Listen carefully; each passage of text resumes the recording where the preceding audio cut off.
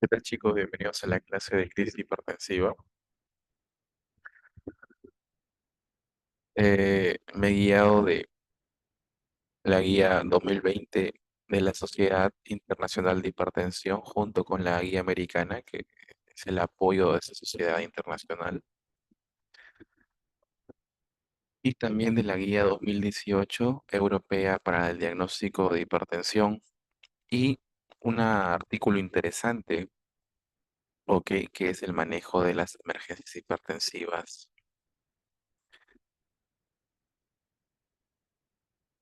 Entonces, hay que definir a la crisis hipertensiva.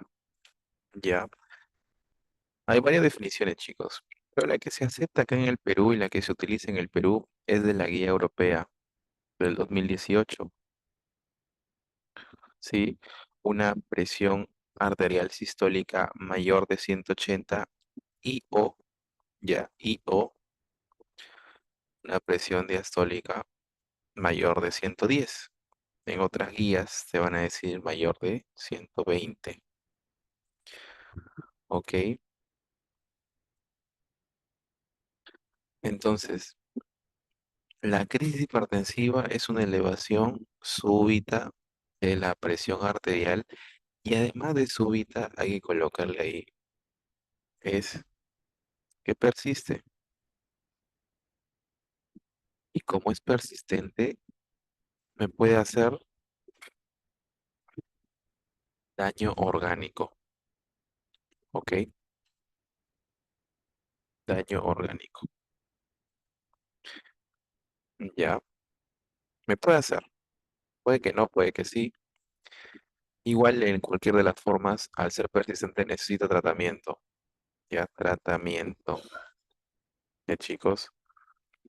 Entonces, punto importante aquí, como pueden observar, eh, que se da en un paciente hipertenso, ¿no? Entonces, hay dos situaciones, siempre en casos clínicos, ¿no? Un paciente hipertenso, adulto, ¿no? Con ya diagnóstico de hipertensión. Y está con diagnóstico de hipertensión hace varios años, pero en tratamiento irregular, ¿ya? Y entonces, en un momento dado, sí, empieza a hacer presiones altas. Y esas presiones altas se pueden detectar durante sus controles. O sea, va a control por consulta externa, ¿no? Para ver si es que logró el objetivo terapéutico y modificar su tratamiento. Y en el ingreso, cuando le tomamos signos vitales, sale con mayor de 180 a 110. Eso es una elevación súbita de la presión arterial o hipertensión grado 3, ¿ok? Pero si es que esta la tomamos, le hacemos al paciente que repose, ¿no? Ya que se tranquilice, ¿ok? Y la medimos otra vez y sigue persistiendo la presión, ya se puede dominar una crisis hipertensiva, ¿ya? ¿Para qué decimos el reposo? Ya que esto descarta pseudocrisis hipertensiva. O sea, solamente en algunas ocasiones hay un pico de presión súbita que luego desciende. Es transitorio, transitorio. Si es transitorio, recuerden, es una pseudocrisis. La crisis es persistente, ¿ya? Si es un paciente que no maneja sus presiones, se eleva de manera súbita y persistente una presión mayor de 180 a 110, que es considerada crisis hipertensiva. ¿Ok? Luego, y entonces, hablando del daño orgánico, ¿ok? Vamos a identificar con síntomas, preguntando primero al paciente, ¿no? ¿Ok? Eh, sobre si es que presenta alguna alteración visual, alguna cefalea de nuevo inicio que ha aparecido recién, ¿ok? Náuseas, vómitos, ¿ok? Hipertensión maligna solamente lo vamos a ver como un término antiguo, pero que se asocia a la aparición de papiledema en el fondo de ojo. Entonces hay que esperar a realizar los fondos de ojo. Ya luego clínica de síndrome coronario agudo, ya saben, las anginas. La injuria renal, más que todo, preguntarle si está orinando en las últimas 24 horas, si ha orinado algo, ¿ok? De ahí a pedir creatinina, urea y medir la diuresis horaria, ¿no? Durante 24 horas. La disección de la aorta ya es un problema importante. La disección me da también un dolor torácico característico. Es un dolor eh, asfixiante, ¿ok? Un dolor desgarrante, 10 sobre 10 de dolor. Y ahí eso sí es una emergencia que necesitamos manejar en una hora, porque si no el paciente se muere. ¿Ok? Luego la insuficiencia cardíaca, ya saben los signos y síntomas. Si es izquierda, principalmente, se acompaña con edema agudo de pulmón, que esa es la emergencia en sí, edema agudo de pulmón. ¿Ya? Durante el embarazo, que es un plus, tenemos la preeclampsia y eclampsia. ¿Ok? Eso lo van a ver mucho mejor en obstetricia. ¿Ya? Lo recuerden ahí, preeclampsia y eclampsia. ¿Ya, chicos? Y en neurología, vamos a ver el accidente cerebrovascular. ¿Ya? Si es que presenta alguno de estos daños a órgano diana, sí, es una emergencia. ¿Ya? Si es que no, es una urgencia. Esa es en sí la clasificación estándar de la crisis hipertensiva. ¿Ya, chicos? Entonces, esta emergencia, esta emergencia netamente tiene que manejarse como toda emergencia con un A, B, C, D, E. ¿Ok? Entonces, comúnmente si un paciente viene con estas presiones, ¿sí? Y se le detecta un daño orgánico, ya, estas patologías deben de ser manejadas en un hospital nivel 3 y es por eso que van a ser referidos muchos pacientes, ¿ok? Lo van a referir por emergencia de medicina.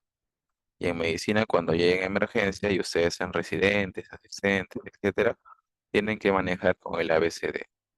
Más que todo cuando sean residentes de algún hospital nivel 3, ¿ya? Ya que casi todos los pacientes de hipertensión se manejan o se hacen sus consultas, ¿sí? En nivel 1 de atención. Entonces, si en el nivel 1 durante los signos vitales, detectamos esto, imagínate tú estás en tu serum, detectas esto y además identificas daño orgánico, tú al toque tienes que referirlo a nivel 3, ¿sí? Y tú cuando ya seas residente, ya durante la emergencia, cuando estés rotando en tu guardia de emergencia de R1, ya te van a llamar diciéndote que hay un paciente que tiene tal presión 200 sobre 120, un ejemplo, y que presenta dolor de cabeza intenso, náuseas, vómitos, ¿ok? Entonces ahí te lo refieren y tú lo aceptas. Ya vamos a ver cómo es el manejo. ¿Ya, chicos? Entonces, comúnmente, acá tenemos la fisiopatología de la hipertensión maligna, ¿ya? Miren, la hipertensión maligna en sí, el resultado final es un tipo de microangiopatía trombótica. Ya, este tema también lo vamos a ver en nefrología, pero en la segunda unidad. Pero recuerden, microangiopatía trombótica. ¿Ok? Entonces, esta hipertensión severa, incontrolada, mayor de 180, 110, genera ¿qué cosa? Que se aumente la resistencia vascular del riñoncito, de la arteria renal. ¿Ok? Y como se aumenta la resistencia de la arteria renal, ¿ya? O sea, en otras palabras, la arteria renal se contrae. ¿Qué va a pasar? Va a llegar poco flujo hacia el glomérulo y el glomérulo filtra poco volumen, ¿ya? Poco volumen. ¿Y eso que genera? Que llegue poco sodio, que se filtra poco sodio hacia la mácula densa. ¿Y qué va a pasar, chicos? La mácula densa, que es un osmoreceptor, ve que hay poco sodio, genera la activación del sistema renina-angiotensina-aldosterona y que produce más vasoconstricción, ¿ok? Llega un punto en donde esa hipertensión severa también, chicos, genera disfunción endotelial, ¿ya? Recuerden que una causa de la disfunción endotelial es la hipertensión severa. Entonces, cuando el endotelio se daña, producto del mismo mecanismo de presión, ya la presión en sí daña el endotelio, que produce que el endotelio se retire, no se rompa, se haya necrosis y genere una exposición de subendotelio. Y la exposición al toque del subendotelio lo que hace es que las plaquetas y las vías de coagulación se activen. ¿Ok? ¿Y eso que produce, chicos? Hay trombosis. ¿Ok? Trombosis. Y como se están activando muchas plaquetas, ya hay mayor uso de plaquetas y menor síntesis, o la síntesis no acapara todo el uso que se está dando, hay un desbalance y ese desbalance me da trombocitopenia. Ok, perdón, trombocitopenia. Entonces, en la microangiopatía trombótica hay trombocitopenia, entonces los pacientes también tienden a hacer hemorragias, ¿ya? Y toda esa microangiopatía trombótica va a dañar estos órganos. Cerebro, dándome encefalopatía hipertensiva, arterias, disección aórtica, retina, retinopatía hipertensiva y principalmente el papiledema, riñón, falla aguda renal, corazón, insuficiencia aguda izquierda con edema agudo de pulmón o, recuerden, isquemias coronarias. ¿Ya? Entonces, de ahí, este artículo nos dice que hay que saber estas siglas, ¿ya? BARC, ¿ok? BAREK, perdón, y H, siglas en inglés de estos órganos que siempre hay que evaluar en un paciente que tiene emergencia hipertensiva. ¿Ok? Entonces, tenemos un paciente que tiene 180, 110. Vamos a evaluar si este tiene daño orgánico, ¿sí? Principalmente, ¿qué signos? S3. Auscultarlo y ver si es que tiene un tercer ruido, si es que tiene crepitantes, si es que tiene incrustación yugular, que presenta edema, pero todo esto de acá de inicio agudo, ¿ok? De inicio agudo, dificultad para respirar. A nivel neurológico, su estado de conciencia con la escala de Laszlo, ¿ok? Si presenta crisis convulsivas, ¿ya? En el fondo de ojo, si es que se logra hacer fondo de ojo, porque es muy difícil realizarlo, hay que hacer una interconsulta oftalmología y que ellos lo realice, sería la presencia de papiledema, ¿ya? O hemorragias que representan la retinopatía hipertensiva. En el riñón, más que todo, preguntar la oliguria, ¿sí? Porque el resto es paraclínico, con exámenes auxiliares. Ya, si tiene esto, signos importantes que hemos señalado, ya vamos a diagnosticar emergencia hipertensiva como problema de salud y vamos a hacer hipótesis de todas las causas probables de emergencia hipertensiva. ¿Ok? O sea, todos los daños orgánicos serían mis hipótesis. Ya, chicos, el manejo, recuerden que es con antihipertensivos intravenosos. Por eso, miren, yo en el serum, ya, si detecto un paciente así, tengo que referirlo. Porque yo no tengo o no me dan en el primer nivel de atención antihipertensivos intravenosos, solamente me dan antihipertensivos orales, ¿ok? Solo en el hospital en nivel 3 tienen antihipertensivos intravenosos. En el daño orgánico, sí, si es que no tiene daño orgánico, perdón, al paciente hay que hacerle que repose 30 minutos, ¿ok? Eso dice algunas bibliografías, ¿ya? Si el paciente no se detecta daño orgánico, hay que hacer que repose durante 30 minutos. Si durante esos 30 minutos persiste la mismos, superando esos niveles, se considera urgencia hipertensiva. Si no, si es que sin ningún manejo farmacológico y solamente con el reposo, la presión está ya en menos de 180, 110, Es una pseudocrisis hipertensiva. ¿Ok? Se recordar. Ya, chicos. Entonces, pero lo primero es esto. No lo voy a hacer reposar sin antes evaluar el daño orgánico. ¿Ya? Entonces, descarto que haya daño orgánico, lo hago reposar. ¿Sí? Si tiene y persiste la presión alta con criterios de crisis, sí. Recuerden que es una urgencia porque no hay daño orgánico, persiste luego del reposo. Puede ser asintomático, que es lo más común. Sí, es común que sea asintomático o que haya síntomas leves, ¿ya? Y luego el manejo, recuerden, es con antihipertensivos orales, ¿ya? Y eso de ahí lo puedo manejar en el primer nivel de atención, ¿ok?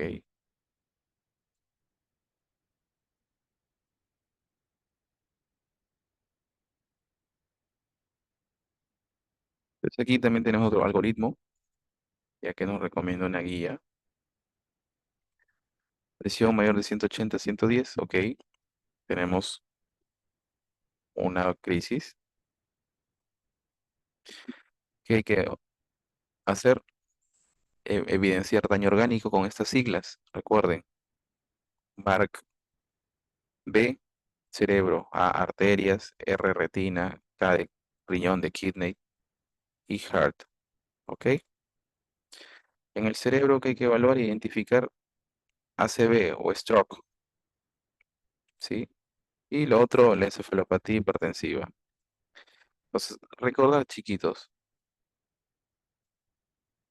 cerebro, stroke o accidente cerebrovascular, que es mejor en español, y la encefalopatía hipertensiva. Eso es con respecto al cerebro, ¿ya? Luego en arterias tenemos los síndromes coronarios, perdón, los síndrome aórtico agudo. En el síndrome aórtico agudo ya nos habla de la disección aórtica, ¿ok? Eso es el principal síndrome aórtico agudo, ¿ya? Y lo otro, la preeclampsia o eclampsia. Un punto para hacerles saber, el HELP sí también se considera como una alteración arterial durante el embarazo. Entonces tenemos una paciente embarazada, ya embarazada, que para ellos una emergencia en sí, una preeclampsia grave, es mayor de 160 a 110. Eso según las guías de ginecología, ¿ya? Entonces, y además, ¿qué se va a agregar? ¿Sí? Proteinuria, ¿ok? Proteinuria. ¿Ya, chicos? ¿Qué más? ¿Ya, chicos? Proteinuria. ¿Ya? ¿Pero qué proteinuria? Acá me falta colocar 3 gramos, o sea, mayor de 3 gramos en 24 horas, ¿ok? Mayor de 3 gramos en 24 horas, ¿ya? Y además se va a asociar a síntomas y signos premonitorios de eclampsia, ¿ok? Estamos hablando, esto es de preeclampsia, la pre. ¿Y cuáles son esos síntomas y signos premonitorios de preeclampsia? Uno, el dolor en el cuadrante superior derecho del abdomen, ¿ok? Cefalea de nueva aparición,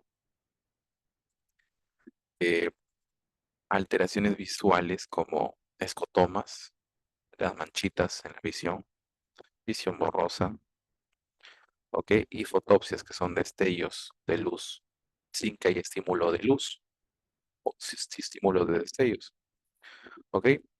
¿Qué más, chicos? Otros signos graves tenemos la, la trombocitopenia, ¿ok? La trombocitopenia, o sea, menor de 100.000 células por microlitro. ¿Qué más? Que la paciente haga lesión aguda renal, ¿sí? O sea, una creatinina mayor de 1,1 miligramos por decilitro. ¿Qué más? Que las transaminasas ACT y ALT estén elevadas, más que todo más de 70 unidades internacionales. Eso es preeclampsia grave, ¿ya? Recuerden que el valor ahí es mayor de 160, 110, ¿sí? 160, 110. Y acá otro plus que deben de ser medidas en más o igual a 2 ocasiones con un intervalo, ¿ya? Intervalo de 4 horas como mínimo, ¿ok? Ya chicos, entonces, otros síntomas que pueden agregar náuseas y vómitos, dolor epigástrico, ¿ya? Dolor epigástrico, náuseas y vómitos. Todo eso de acá hay que preguntarle y detectarle en una paciente embarazada, ¿ok? Eso es preeclampsia, ¿ya? Recordar, embarazada, ¿sí? Que tiene más que todo más de 160, 110 de presión, ¿ok? Ah, este es otro punto importante que están preguntando aquí. Tiene que ser más de 20 semanas de gestación, de edad gestacional, ¿ok? Más de 20 semanas de edad gestacional se considera preeclampsia. Antes se considera hipertensión gestacional o hipertensión ya crónica que persiste durante el embarazo, ¿no? ¿Ok? Entonces, más de 20 semanas, paciente ya con 160, 110 en más de 2 ocasiones, con intervalos de más de cuatro horas o más. eh, es embarazada, un ejemplo, 30 semanas, ¿sí? Tiene dolor de cabeza intenso, escotomas, dolor epigástrico, náuseas. Ok, le sacamos proteinuria, sale un ejemplo, 4 gramos en 24 horas, tiene edemas en miembros inferiores, ya creatinina en 1,5, transaminasas en 100, 150, trombocitopenia en 70.000, ¿sí? Y la presión 180, 120, un ejemplo. Todo eso ahí y es preeclampsia. Cuando consideramos eclampsia,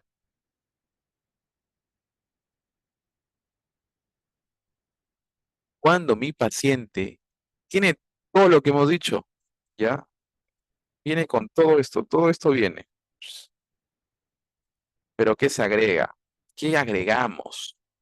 Vamos a agregar, uno, alteración del estado de conciencia,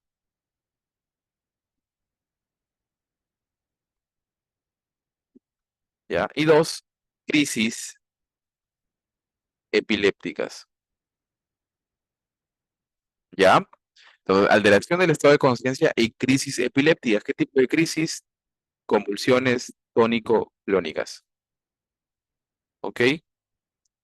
Eso ya, cuando una paciente gestante convulsiona, es eclampsia hasta demostrar lo contrario, ¿ok? Es eclampsia hasta demostrar lo contrario.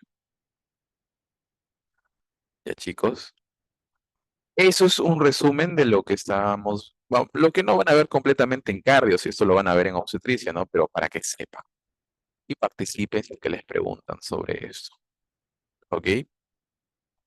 El otro punto es el síndrome de HELP, ¿ya? El síndrome de HELP. Durante ese síndrome de HELP tenemos que es una anemia hemolítica microangiopática, el HELP, ya es un tipo de microangiopatía trombótica. La preeclampsia también, chicos, es un tipo de microangiopatía trombótica, ¿ya?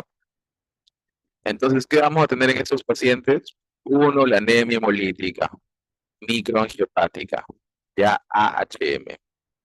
Como toda anemia hemolítica tenemos hemoglobina baja, ¿ok? Reticulocitos aumentados, ¿ya?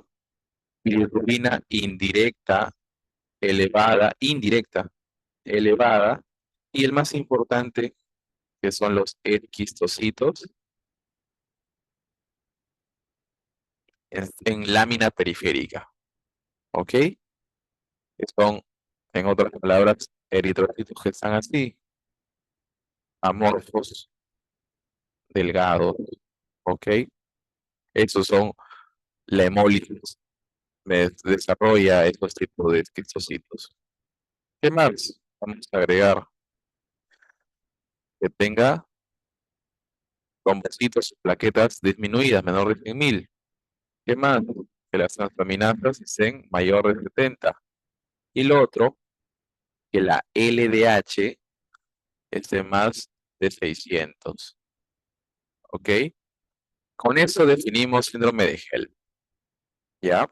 Recuerden, HELP tiene las siglas H de hemólisis. ¿Ok?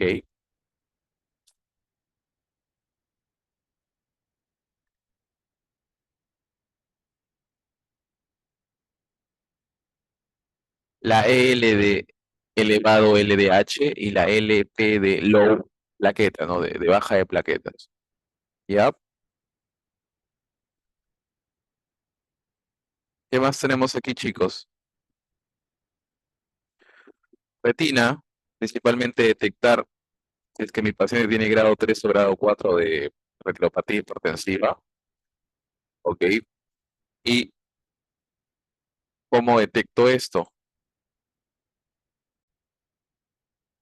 Entonces vamos a ver un poquito, ya para recordar, grado 3 y grado 4, ¿ok? Cuando hablamos de la clasificación de Kate, Van Henner y Barker, grado 3, ¿ok? Tenemos los siguientes signos. Uno, el cruce arteriovenoso presente, ¿ok? Cruce, tenemos una arteria,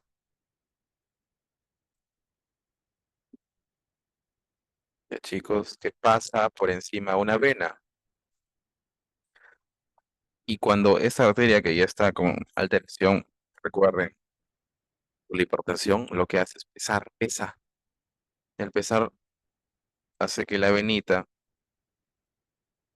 que venía, ¿ok?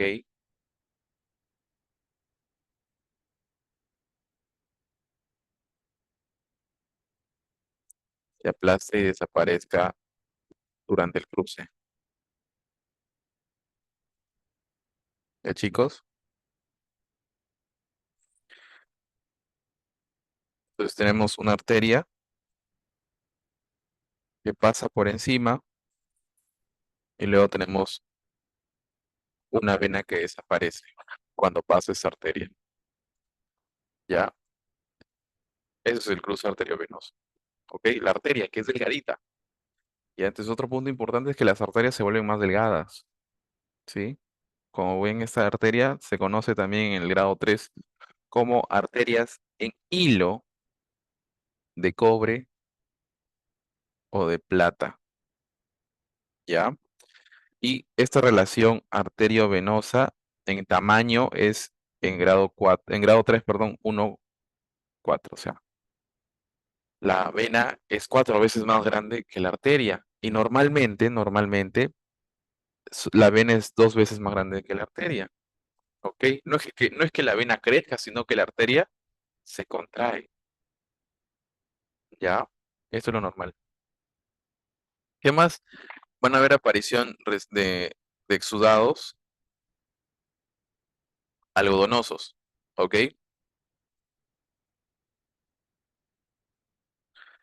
Exudados algodonosos. ¿Ya? Y otro signo importante es la estrella macular. ¿Ok? La estrella macular, que en otras palabras son exudados duros, duros. ¿Sí? Y las hemorragias intrarretinianas. ¿Ya? Más que todo hemorragias intrarretinianas. ¿Ya, chicos? Entonces recuerden, exudados algodonosos, cruces arteriovenosos, exudados duros, que son la estrella macular, las hemorragias intrarretinianas. ¿Sí? Eso es grado 3. ¿Ok? Eso es el grado 3. ¿Ya? Recuerden que los exudados duros representan un edema, rico en proteínas, ¿ok? Eso se asocia con inflamación. Ya los exudados duros. Los exudados algodonosos representan microinfartos en la capa de las fibras nerviosas de la retina, ¿ok? Y las hemorragias intrarretinianas, si es que son profundas, son de forma redonda, ¿ya? Eso es grado 3. Cuando es grado 4, simplemente la aparición del papiledema o edema de papila, ya grado 4, es todo esto, ¿sí? Más solamente papiledema. O puede que no haya todo esto, solamente aparece papiledema, perdón, ya solo aparece papiledema, ya es grado 4, ¿ok? Entonces ahí anoten características de esas retinopatías hipertensivas. Más, letra K de riñón, más que todo diagnosticar microangiopatía trombótica o falla renal aguda. Y en el corazón, la falla renal del lado izquierdo con su edema agudo de pulmón. ¿Ya, chicos? Eso, cualquiera de esos, emergencia hipertensiva. ¿Ya? Lo primero que hay que hacer es una rápida reducción de la presión con fármacos intravenosos antihipertensivos, de acuerdo a los recomendados según el órgano afectado. Ya no se le va a dar a todos igual. El manejo de la urgencia, sí, recuerden que puede ser asintomático o en un muy bajo porcentaje puede ser síntoma leve, como una cefalea leve, ¿ok? Tinnitus, ¿ya? Eso principalmente, pero no existe daños de órganos diana severos que pongan en riesgo la vida del paciente. En las medidas generales se recomienda reposo, ¿sí? Durante una hora, ¿ya? En la sala de observación de emergencias o de urgencias, ¿ok? Luego vamos a iniciarle tratamiento por vía oral con antihipertensivos, ¿sí? Las guías te recomiendan que lo des en las primeras 24 horas, ¿ok? Y que el objetivo es lograr una disminución del 25% de la presión arterial en las primeras 24, en las primeras 6 horas, ¿ya? La meta estándar, obviamente, al finalizar las 24 horas es que el paciente tenga una presión menos de 140/90, ¿ok? ¿Qué antihipertensivos orales le vamos a dar? Tenemos varios, sí, pero el más usado acá en el Perú y el que recomienda el MINSA, por su inicio rápido, como pueden ver, de 15 a 30 minutos, es el captopril. Una tabletita 25 miligramos, ya le damos por vía oral, ¿ok? Por vía oral. Ya esperamos 15 minutos, le tomamos la presión, si es que sigue bajando, bacán. Lo tenemos en observación durante una hora, recuerden. Vamos tomando presiones cada 15 minutos y vemos si es que se logra el objetivo terapéutico de bajarlo a menos de 140/90, sí, pero eso es en 24 horas, no lo vamos a bajar de una, ¿no? Ya, chicos. Entonces, entonces lo que te refieren es que tú hagas un descenso del 25%, que esto equivale a que la presión va a ser menor a esto, ¿ok? Pero igual acá te decimos que tu meta estándar de 24 horas es esto, ¿no? ¿Ya, chicos?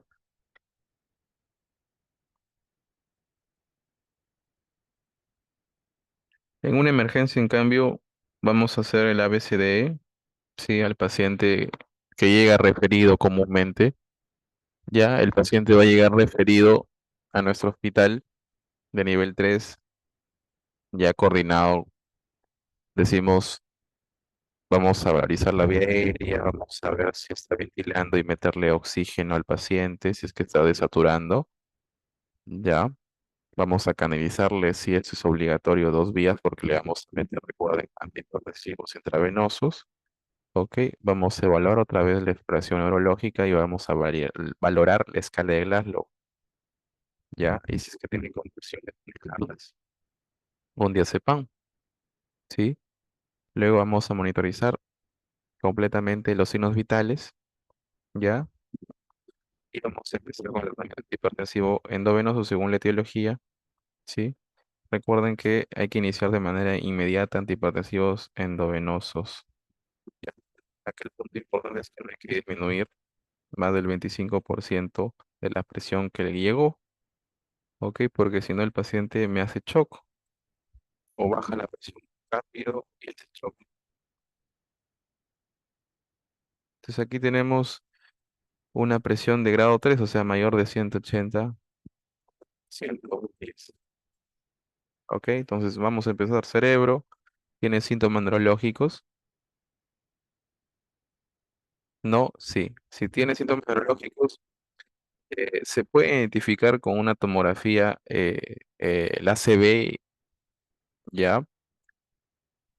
Si no manejamos la encefalopatía hipertensiva. La encefalopatía hipertensiva no es algo orgánico, es algo funcional. Sí, eso no se ve en la tomografía netamente, sino lo que se vería en la tomografía sería el accidente cerebrovascular. Y hablando de accidente cerebrovascular, el que más se relaciona con hipertensión así de tipos 180-110 es el ACV hemorrágico, ¿ya? Y principalmente la hemorragia parenquimatosa de la cápsula interna. Si es que presenta eso, ya hay que manejar la venosa, digamos, cerebral. Sí. Luego tenemos arterias. Preguntamos, ¿hay dolor torácico? Ya, acá también hay arterias. Recuerden que no mencionó en la guía anterior, pero también consideramos síndromes coronarios por las arterias coronarias. ¿Ok? Si hay dolor, recuerden siempre su en los primeros 10 minutos. ¿Sí? Para detectar alguna síndrome coronario. ¿Ok? De ahí lo otro, programarlo, estabilizarlo y programarlo para una tomografía para ver si es que existe alguna disección aórtica. En la retina, preguntar dolor de cabeza y alteraciones visuales. Sí, hacer una fundoscopía, recuerden. Si aparece grado 4, ya, que es papiledema, se recomienda hacerle una tomografía cerebral porque el papiledema también se asocia con alteraciones cerebrales. Sí, ok. Como un ejemplo, un edema cerebral producto de una isquemia cerebral. En el riñoncito, evaluar si es que tiene insuficiencia renal aguda, ¿ya? En la angiopatía microangiopática, perdón, en la trombopatía microangiopática, sí, recuerden que existe anemia hemolítica. Entonces vamos a ver si la LDH está elevada, si esquistocitos, ya esquistocitos en las láminas periféricas, si hay plaquetopenia, ya para buscar alguna microangiopatía trombótica que se conoce asociado a anemia hemolítica. ¿Ok? Luego también vamos a ver si es que existe alguna falla cardíaca aguda o síndromes coronarios. Ya, simplemente con detectarlos hay que considerar el manejo también inmediato. Ok, acá te coloco los síntomas de cada emergencia. La hipertensión, el paciente viene con cefalea, náuseas y vómitos, alteración de la conciencia, crisis. Esto es lo más importante, las crisis convulsivas, ya producto de hipertensión. Ok, que se puede asociar o no a alteraciones visuales. La retinopatía hipertensiva, principalmente alteración de la agudeza visual, y en el fondo de ojo recuerden los signos que hemos dicho. En la hipertensión maligna es la asociación de retinopatía grado 4, ¿ya? Con asociado o sin asociación a injuria, a anemia hemolítica, microangiopática y encefalopatía hipertensiva. Entonces, conjuntos, eso se denomina hipertensión maligna. Recuerden, el síndrome coronario es la angina, tipo dolor torácico retroesternal, que se irradia el cuello, mandíbula, hombros, que si dura más de media hora es un infarto probablemente. La disección aórtica aguda o síndromes aórticos agudos es un dolor de inicio súbito que no se reposa ubicado en la cara anterior del tórax, que se irradia la espalda, sí, de carácter desgastante, sí, o acuchillante, ¿ok? Insuficiencia renal principalmente el volumen urinario disminuido como síntoma o signo y la creatinina y urea elevadas en los exámenes auxiliares. En el edema agudo de pulmón, ya es un paciente con disnea, principalmente en reposo, presenta taquimia, taquicardia, presenta tos, ya que puede ver o no, ¿sí? Una expresión rosada, espumosa, que es patognomónico de edema pulmonar, ya los crepitantes en ambos lados, en todos los tercios, ¿sí? Y un tercer ruido a la auscultación, que es sospecha de insuficiencia cardíaca del lado izquierdo. Ok, la preeclampsia y eclampsia recuerden una embarazada mayor de 20 semanas, con proteinuria, si es grave, más de 3 gramos en 24 horas. Recuerden que la presión aquí en las preeclampsias comúnmente es mayor de 160, 110, ya en dos o más ocasiones en un intervalo de 4 horas.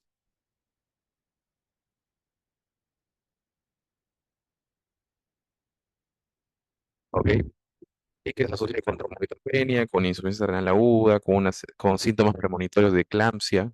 Recuerden que es cefalea, de nueva aparición, tinnitus, náuseas, vómitos, dolor epigástrico, dolor en el cuadrante superior derecho, aparición de edemas, ya, las alteraciones visuales también, escotomas, visión borrosa, fotopsias. Y si es que se asocia esto a convulsiones tónico-clónicas generalizadas, ya se conoce como eclampsia. ¿Ok? Y el accidente cerebrovascular, principalmente cefalea, náuseas, vómitos, producto de la hipertensión endocraniana, ¿ya? Y el déficit neurológico focal, lo que es comúnmente le me parece del lado contrario a la hemorragia o el infarto, ¿ok?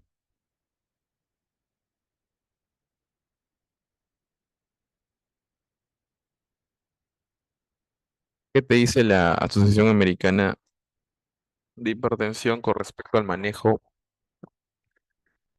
de estas enfermedades? ¿Ok? En la hipertensión maligna, ya con o sin falla renal, solamente recuerden que hipertensión maligna es la aparición de grado 4 de retinopatía hipertensiva, o sea, papilledema. Se conoce, ¿sí? Que tenemos dos puntos: el tiempo para bajar la presión y el objetivo. Se dice que en las próximas horas hay que bajar la presión arterial media, la MAP o PAM, ¿sí? PAM, ¿ok? Presión arterial media, menos de 20 a 25% de su valor que llegó a emergencias. El manejo de primera línea, como pueden ver, es la betalol y se recomienda también nicardipino, alternativo nitroprusiato. Ya en la encefalopatía hipertensiva, recuerden cefalea con convulsiones. Ok, igual es un manejo inmediato con la betalol o nicardipino. Igual manejamos la presión entre 20 a 25 para restarlo, ¿no? En un accidente cerebrovascular isquémico, sí, se recomienda en una hora, ya la Asociación Americana, disminuir en menos del 15% la PAM con la betalol o nicardipino y alternativa también nitroprusiato. Ok, recordar, ¿ya? Lo mismo aquí, solamente que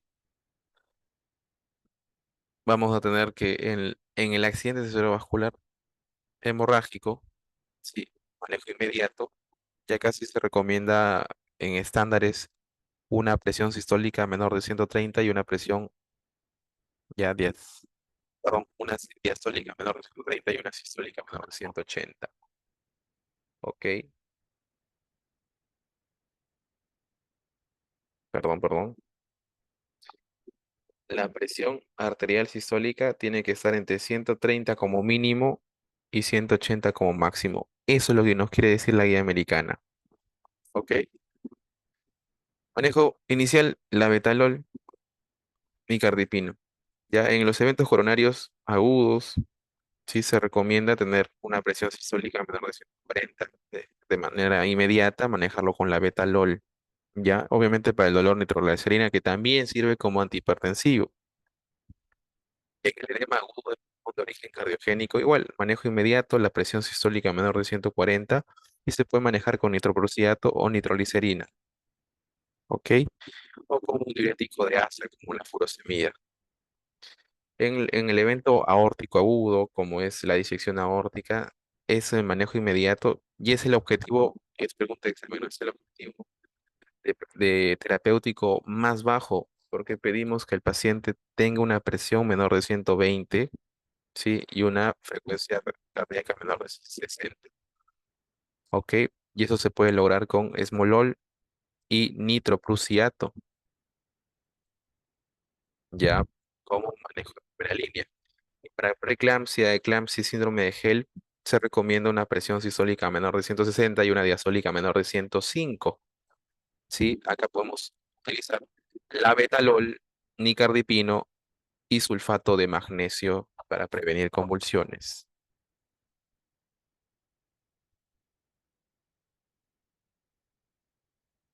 Acá también tenemos la misma, si como pueden observar, lo que más se utiliza es labetalol con nicardipino, es lo más recomendable. Ya chicos, como pueden ver, labetalol con nicardipino. Ok.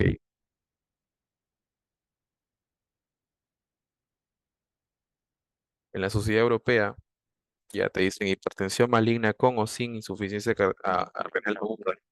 Se le reduce la presión en un 20-25%, manejo inicial la betalol y nicardipino. En la encefalopatía hipertensiva, reducir entre un 20-25% la presión arterial media con la betalol y nicardipino.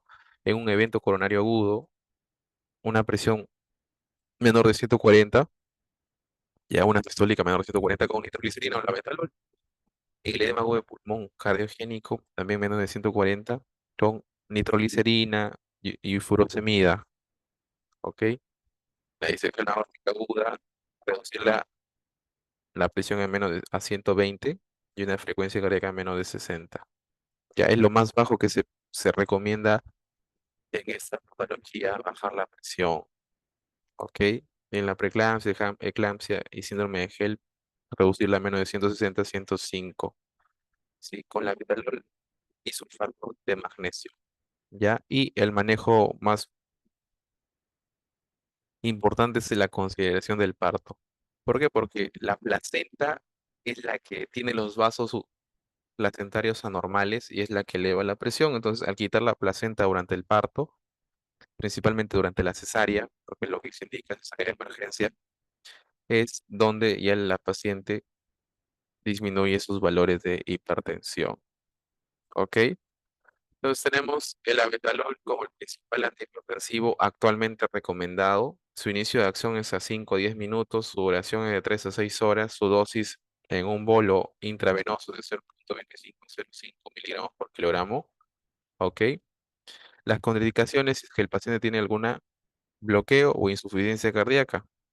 ¿Ok? Asma también y bradicardias. ¿Ya? Recuerden que si utilizan la betalol en una preeclampsia o eclampsia, vas a utilizar que un efecto adverso es la bradicardia fetal.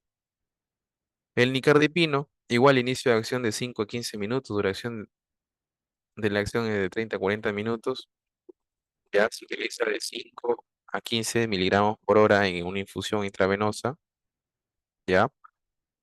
Con indicaciones de insuficiencia hepática, efectos adversos, cefalea y taquicardia. La nitroglicerina, recuerden que la más rápida de iniciar 1 a 5 minutos, pero también que dura menos, ya, junto con hidrocruciato, 3 a 5 minutos. Sí. Se utiliza en infusión intravenosa. Recuerden que se utiliza nitroglicerina endovenosa, no sublingual. Es nitroglicerina endovenosa. ¿Ok? El hidrocruciato es de inicio inmediato, dura 2 minutos. ¿Ok? Se utiliza también en infusión, ¿ya? Y esos son los cuatro antihipertensivos actualmente recomendados a nivel endovenoso, chicos. Entonces, igual, ya la betalol, recuerden que es un alfa y beta bloqueante. Nitroglicerina, ya que es un vasodilatador venoso, más que todo nitroprusiato, que también es otro vasodilatador, nicardipina, que es un calcio antagonista, y la hidrolazina, que ya no se utiliza comúnmente, ya se utiliza mucho, se utilizaba para preeclampsia y eclampsia, ¿ok? No olvidarse los objetivos de presión. En encefalopatía hipertensiva, recuerden bajar de 20 a 25%. En la hipertensión maligna, igual de 20 a 25% la PAM, ¿ya? En el ACV, menor de 180, recuerden, y mínimo 130, ¿no? Recuerden, la presión aquí tiene que ser de 130 a 180. Como ven en el accidente cerebrovascular hemorrágico.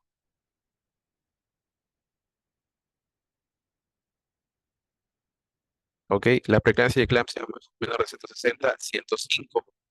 ¿Sí? Y el síndrome coronario agudo con la insuficiencia cardíaca y edema agudo de pulmón menor de 140, la sistólica y la disección aórtica menor de 120 y recordar la frecuencia cardíaca menor de 60. ¿Ok? Estos son los puntos más importantes que deben saber para crisis hipertensiva y el manejo, objetivos terapéuticos y qué antihipertensivo le vamos a dar a cada paciente en la emergencia.